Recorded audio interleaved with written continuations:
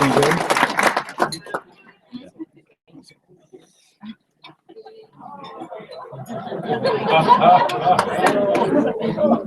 Let's see.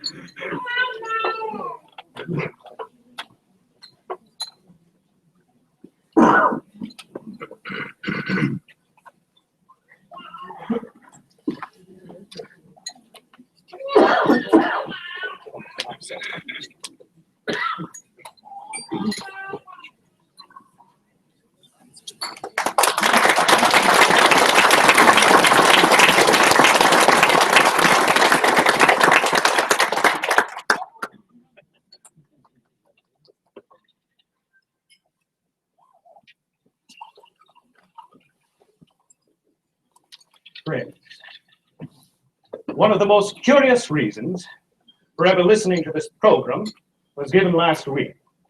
One woman said to another, "Be sure to listen to Bishop Sheen. He's wonderful. In order to get an audience, all he uses is a piece of chalk and a blackjack." Well, you asked for it. Then to the subject of angels. We received many requests for that particular subject. As you know, there are various names that are given to angels. Sometimes a pedestrian who jumped too late is called an angel.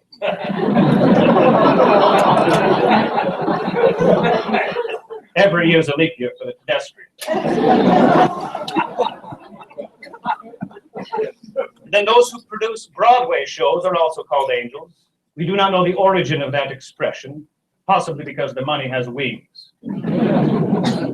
Then before marriage, young girls are called angels by the young men who are in love with them. After marriage, they're called angels too, because they're always harping on something.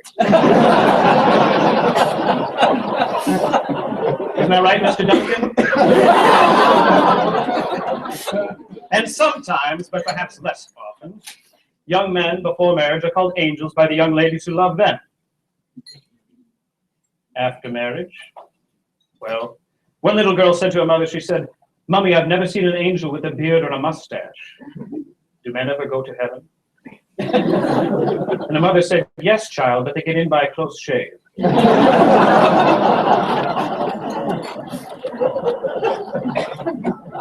Whenever I travel, I'm always asked, "Well, where is your angel?"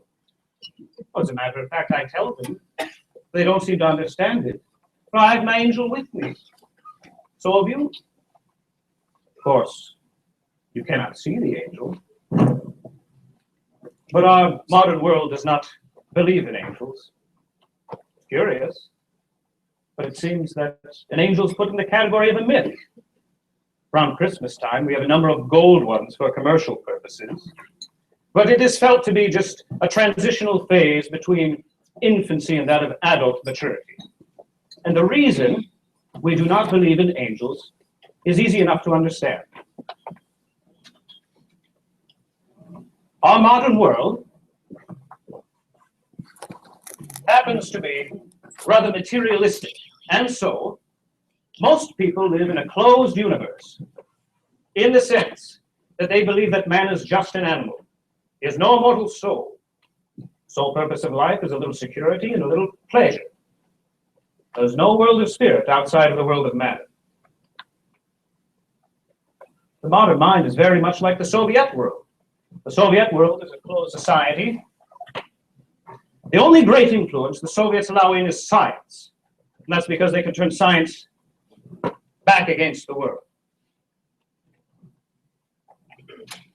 Well, if you live in a materialistic universe, which denies spiritual values, obviously there's no place for angels.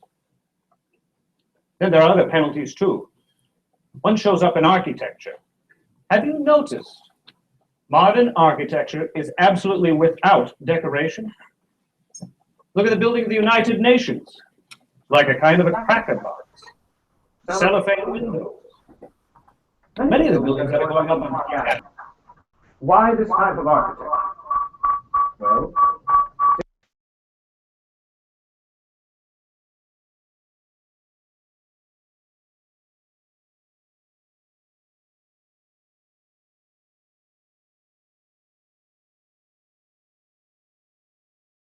such as gargoyles in cathedrals, phoenixes, and the like. And when we settle down to this dull, drab existence of a materialistic universe, decoration passed out. We see another example of this in relationships between persons. How little courtesy there is in the world today. There used to be courtesy and respect because we believed each person bore within himself a divine image. Hence, we treated them with politeness and respect. Today, there's no courtesy anywhere. The other day, I got up in the subway and I gave my seat to a woman who was holding onto a strap. Well, she was rather surprised, and she looked at me and she said, "Why did you do that?" Well, I looked at her and I saw that she was absolutely incapable of understanding a spiritual reason. So I said, "Oh, madam, I tell you, ever since I was a little boy, I've had an infinite respect for a woman with a strap in her hand."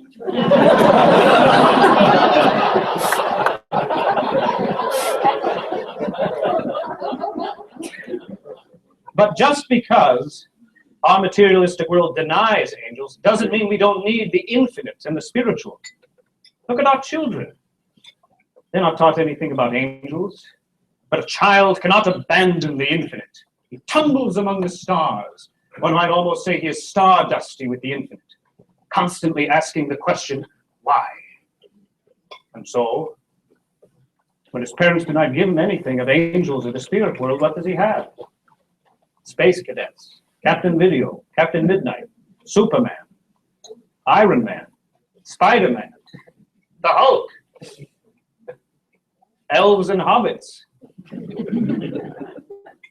all substitutes for the world of spirit. And so it is with adults. We have not the infinite, so we manufacture substitutes. We speak of the ids and the inferiority complex. Did you ever see an inferiority complex out for a walk? And so we become interested in the inhabitants of Mars and flying saucers, all poor substitutes for the world of spirit. But a carnalized, materialized world cannot believe in angels. But reason can. We know there are angels. How do we know? Well, first of all, let me tell you what an angel is, the origin of the word.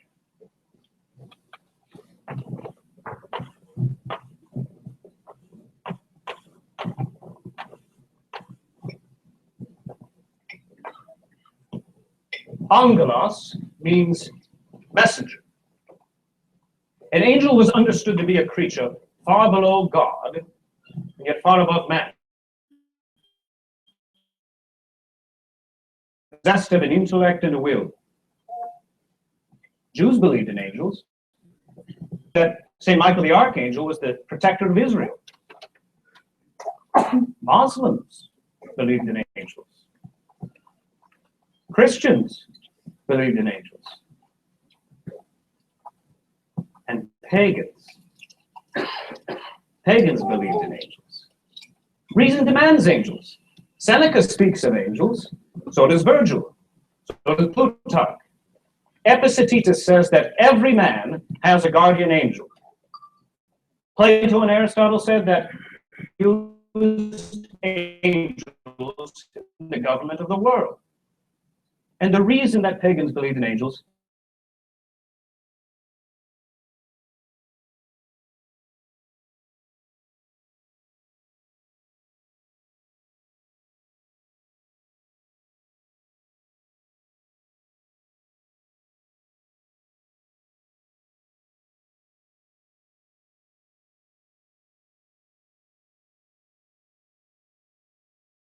there ought to be some creatures possessed of an intellect and a will, without a body, and below God.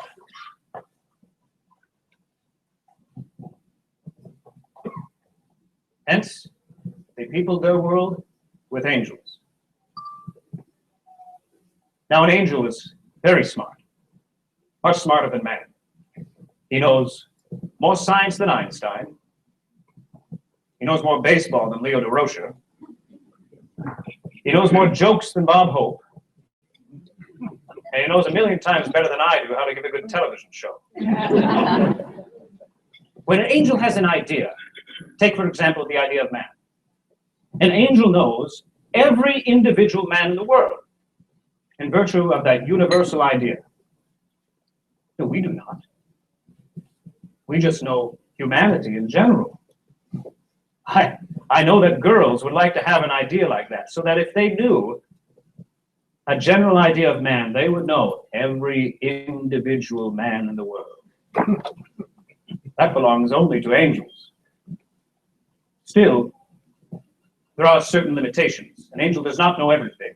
An angel does not know future contingent events. An angel does not know the mysteries of grace, unless God reveals those. An angel does not know the secrets of the heart and the motivations of the will. Only the psychiatrist knows those. Then an angel has no body. When a man sees an apparition of an angel, it is merely the apparition of a body. It's like the dickies the waiters wear. They zip up the back. The theme song of an angel is, I ain't got no body.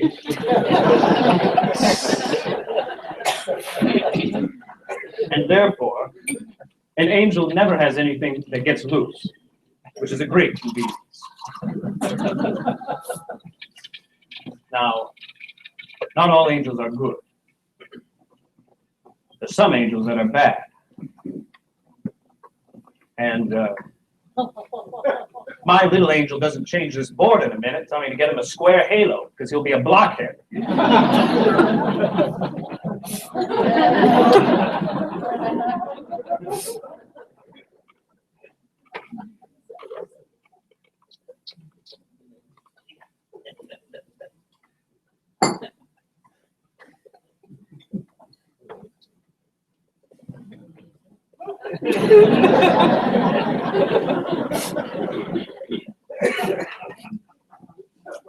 Angels were created good, but they were not confirmed in glory. There is a law running through the universe that says no one shall be crowned unless he has struggled. Hence, man is put on this earth to say aye or nay to his eternal destiny. The angels themselves had to pass a test. What that test was, we do not know for sure. We can only guess. And one of the most beautiful guesses is this. It is presumed that God revealed to the angels the fact that man would sin through an abuse of freedom, and that God would redeem man in the person of Christ. And when the angels looked forward to God in the form of man, they rebelled. They said that God should not lose such dignity as to descend to lowly human nature, that he should become an angel if he would humiliate himself. And they refused to adore God who had become man. So they were lost. When an angel is lost, there's no change of mind. An angel cannot change his mind. No jokes about women. They say that the reason a woman's mind is cleaner than man's is because she changes it more often.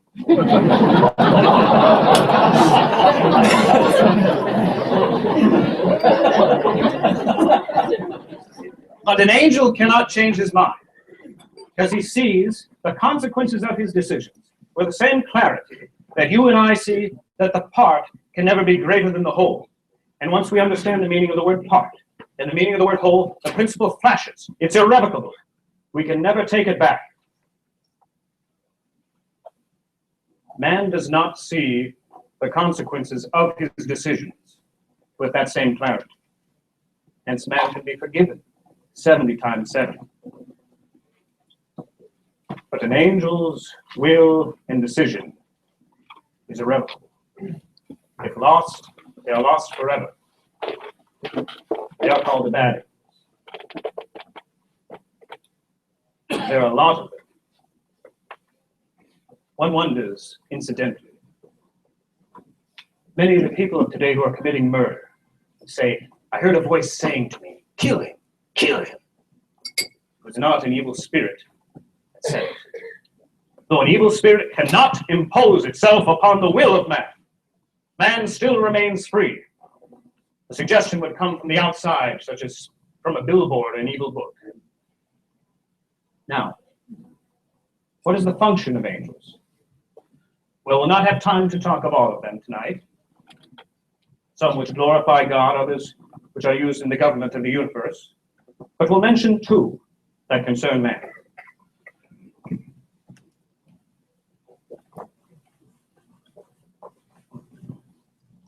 The first function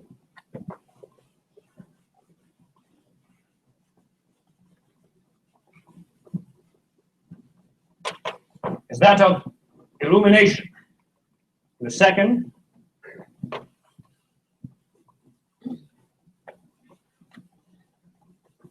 is that of a guardian. First, illumination. An angel can illumine our minds in the way of truth, and also infuse good ideals. We should not be surprised at that. After all, there is such a thing, it would seem from our psychological laboratories, as extrasensory perception, in which, in the sensible order, there's communication between one mind and another mind. Nothing material passing between the minds.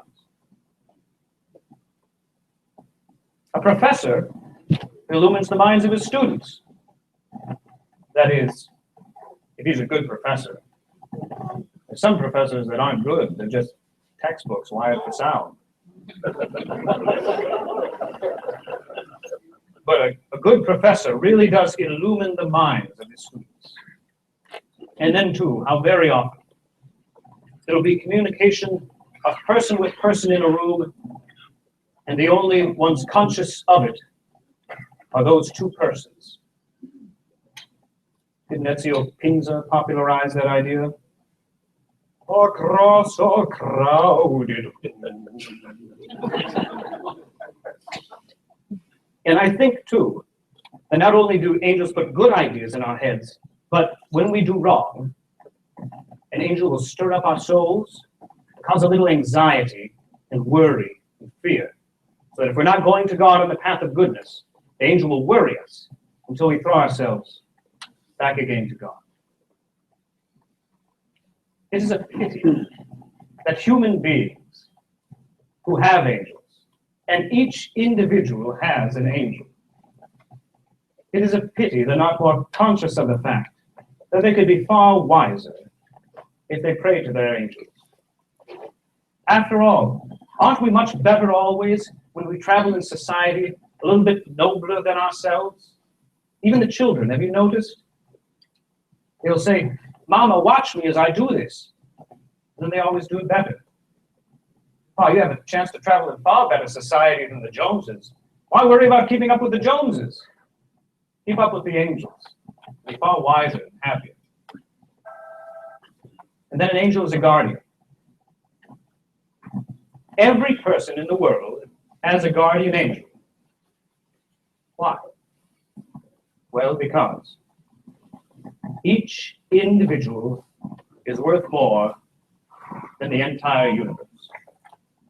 Our blessed Lord said, what doth it profit a man to gain the entire world and lose his soul? Below us, there are only species. And nature is careful not to preserve individuals, but just species. When it comes to man, each one is of sovereign worth. Therefore, God has given to each a guardian. Our blessed Lord said, the guardian angels of children, the angels of children are always beholding the face of my Father in heaven. What is it that protects children who when they fall out of second and third story windows. One wonders, honestly, how a child ever gets to be a man. But the pots and pans they pull down on themselves, trouble they get into and the fires they start. It's a good thing the good Lord has given to each a guardian angel. And parents should teach their children, pray to them, keep the child safe during the day. And then too, in times of war. A Jewish soldier told me this story. During a battle, he was with 4 men in a trench. It seems this particular shell that hit killed the 4 men. He alone was safe. He said he heard a voice say to him, "Get out of this trench." And so he crawled on his stomach across the mud to another shell hole. And as he did, a shell exploded in the one he just left. And a second time, in the second hole, he again heard the voice. And he left that, and a shell exploded there. And this continued 5 times. He said to me, for the first time in my life, I felt the protection of God through an angel. I had read of angels in the New Testament before, but I never thought of them. And then flying.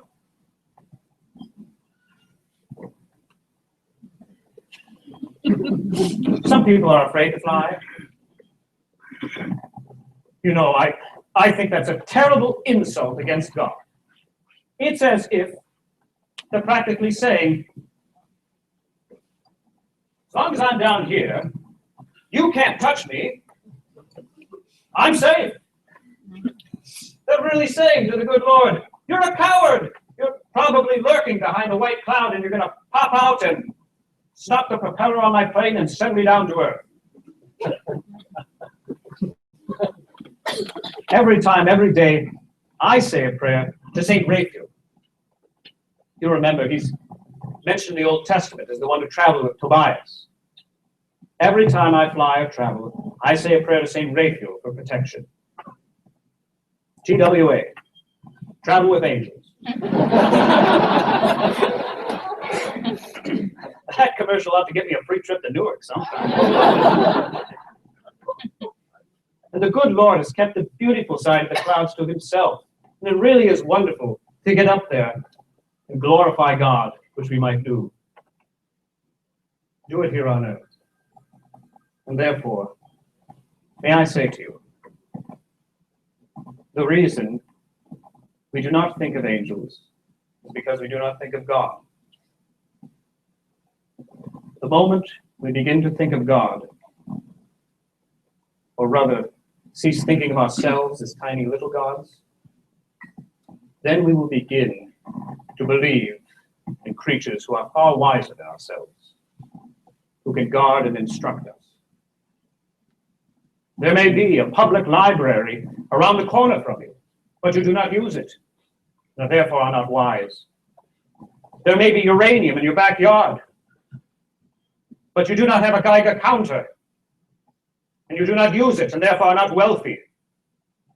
There may be a Bible on your bookshelf, but you do not read it, and therefore you are lacking spiritual inspiration. And there are angels near you to guard you and protect you. Did you but invoke them? It is not later than we think. It is a bigger world than we think. Stir your souls, start a wing, and you will discover it to be the wing of an angel of God.